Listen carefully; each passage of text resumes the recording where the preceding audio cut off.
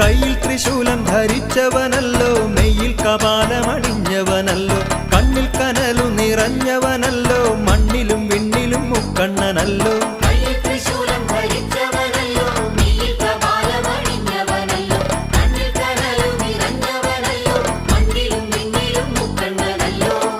Ettumanoorappa